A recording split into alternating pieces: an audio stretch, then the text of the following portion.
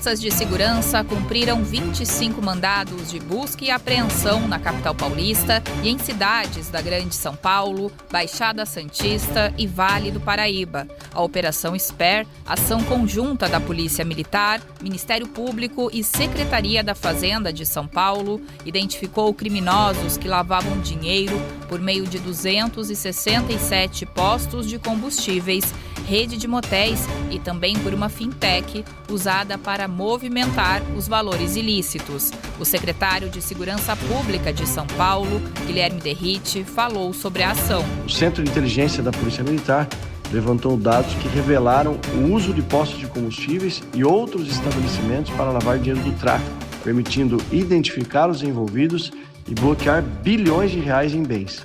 A investigação identificou autos de infração que ultrapassam 7 bilhões de reais e mais de 500 milhões de reais em débitos inscritos em dívida ativa com o Estado.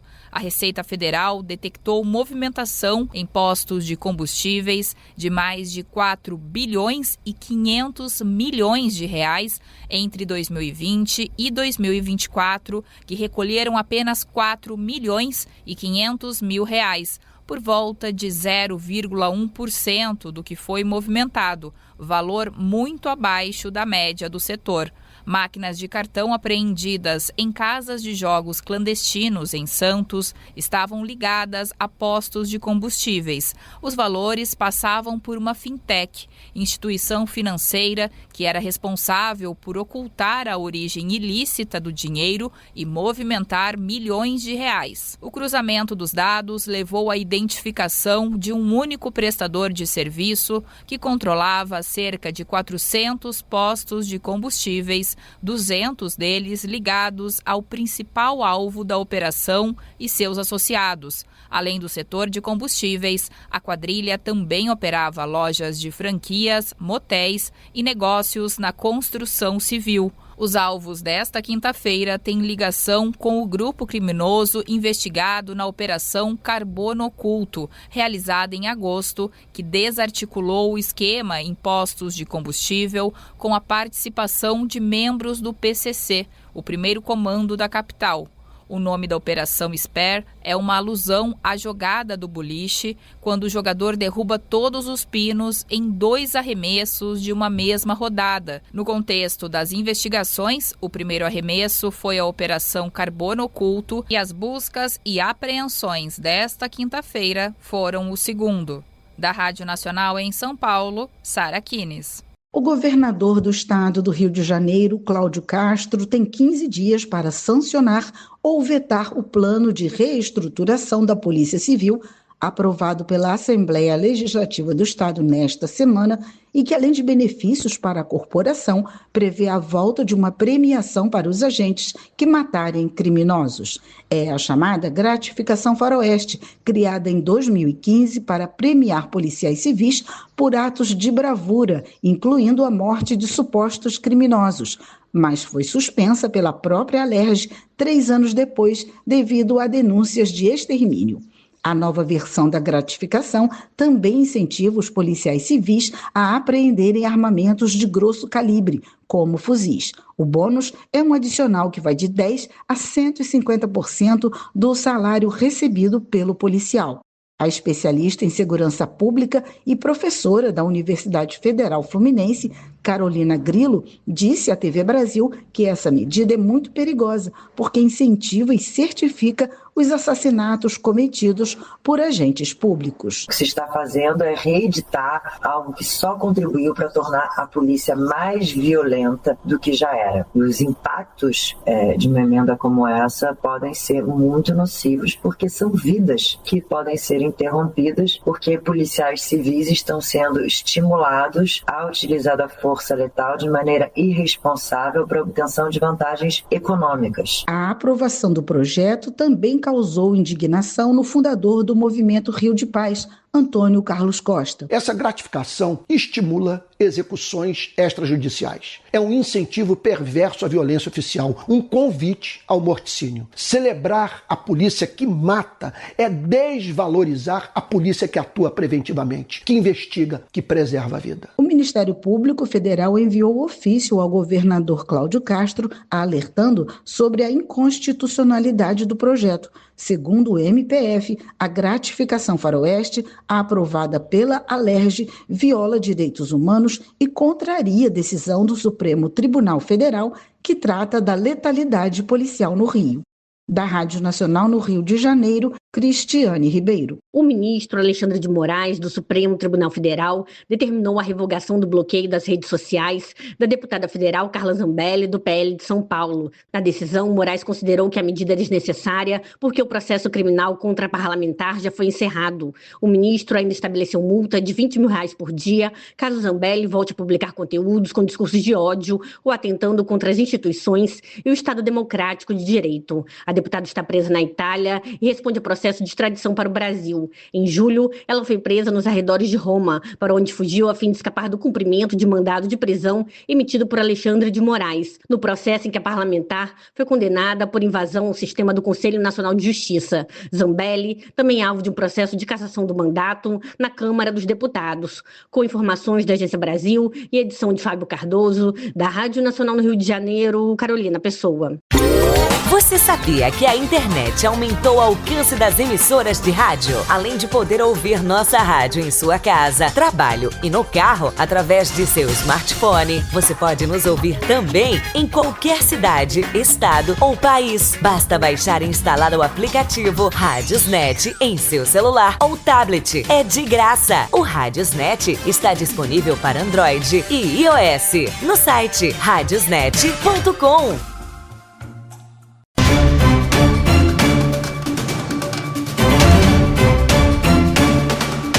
O levantamento nacional de álcool e drogas, divulgado pelo Ministério da Justiça e Segurança Pública em parceria com a Universidade Federal de São Paulo na quarta-feira, indica que o número de brasileiros que bebem caiu de 47,7% em 2012 para 42,5% em 2023. Cerca de 25 milhões deixaram de consumir. Apesar disso, o consumo entre quem bebe permanece elevado, com média de 5,3 doses por ocasião. O estudo revela avanço preocupante entre adolescentes e mulheres. Entre jovens de 14 a 17 anos, as meninas já superam os meninos em todas as faixas de consumo, inclusive no uso recente. Já entre as mulheres adultas, quase metade declarou consumir bebidas alcoólicas, aproximando-se dos índices masculinos. Especialistas alertam que o início precoce aumenta o risco de transtornos ao longo da vida e defendem políticas públicas específicas para a prevenção. Além do estudo, foi lançada uma página temática sobre álcool no Observatório Brasileiro de Informações sobre Drogas e um caderno técnico sobre políticas de preços e taxação de bebidas como forma de reduzir os danos do consumo excessivo. Da agência Rádio Gov em Brasília, Claudimário Carvalho. As obras do ramal do Apodi seguem em andamento. A Secretaria Nacional de Segurança Hídrica visitou frentes do serviço no Rio Grande do Norte e participou de reuniões com a construtora e a equipe do projeto para definir os próximos passos. O ramal do Apodi tem 115 quilômetros de extensão e integra o projeto de integração do Rio São Francisco. A infraestrutura vai levar água para cerca de 750 mil pessoas em 54 municípios do Rio Grande do Norte, Ceará e Paraíba. O projeto envolve canais, barragens, macrodutos e um túnel de mais de 6 quilômetros na divisa entre a Paraíba e o Rio Grande do Norte. A construção terá capacidade para transportar até 40 metros cúbicos de água por segundo, garantindo o abastecimento humano, industrial e agrícola. Da agência Rádio Gov em Brasília, Lademir Filipim. A prévia da inflação de setembro avançou 0,48% após queda de 0,14% em agosto, segundo o Instituto Brasileiro de Geografia e Estatística, o IBGE. O grupo Habitação registrou a maior alta de 3,31%, influenciado principalmente pela energia elétrica, que subiu 12,17%. Outros grupos que tiveram alta foram vestuário, com 0,97%, saúde e cuidados pessoais, com 0,36%.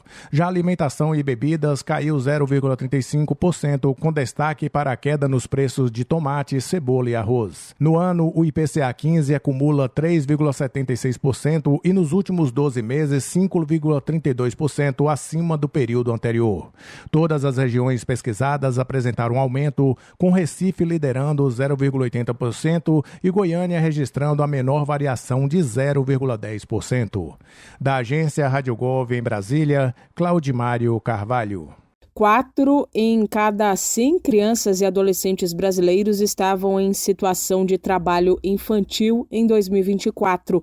É o que mostram os dados da PNAD contínua sobre trabalho de crianças e adolescentes do IBGE. De acordo com os dados recém-divulgados, 1.650.000 crianças e adolescentes de 5 a 17 anos estavam nessa condição no ano passado. Entre eles, 1.195.000 realizavam atividades econômicas e 455.000 produziam apenas para o próprio consumo. Ainda de acordo com os dados do IBGE, mais da metade das crianças e adolescentes de 5 a 17 anos, 54 em cada 100, realizavam afazeres domésticos e ou tarefas de cuidados de pessoas. Análise por faixa etária mostra uma maior frequência de trabalho infantil entre adolescentes de 16 e 17 anos. No ano passado, 15,3% dos jovens dessa faixa etária estavam nessa situação.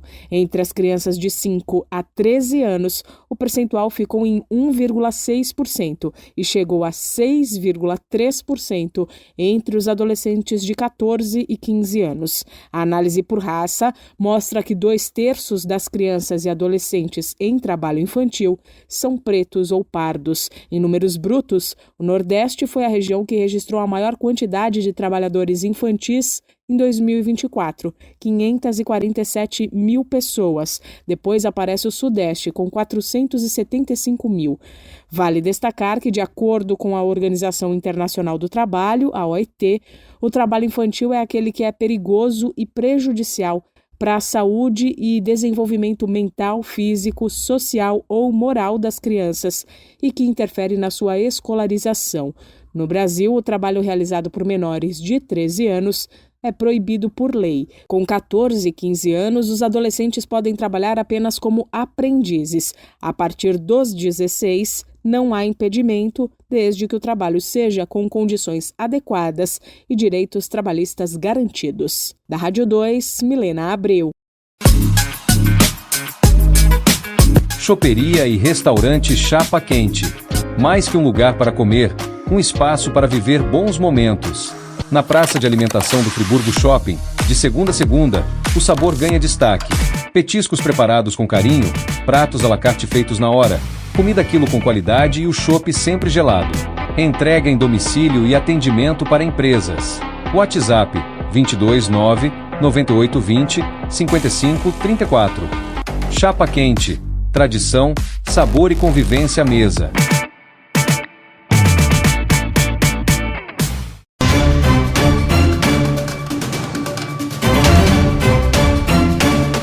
A Receita Federal registrou queda na arrecadação no mês de agosto. De acordo com o órgão, o governo federal arrecadou 208 bilhões e 800 milhões de reais no 8º mês do ano, total que é 1,5% menor em relação a agosto do ano passado, já descontando a inflação oficial do período. O principal motivo para a queda no comparativo interanual tem a ver com as enchentes registradas no Rio Grande do Sul no ano passado.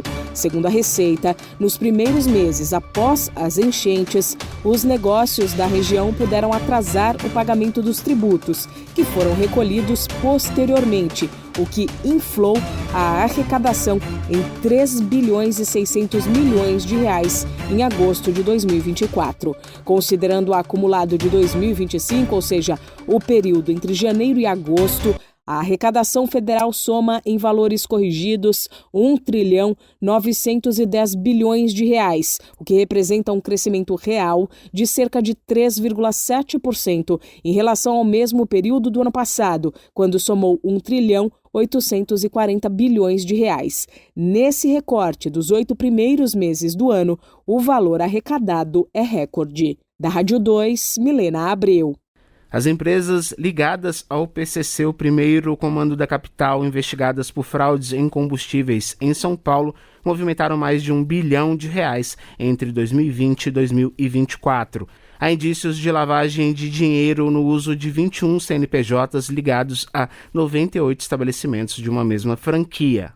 Apesar da movimentação bilionária, as empresas emitiram apenas 550 milhões em notas fiscais e pagaram 25 milhões em tributos federais.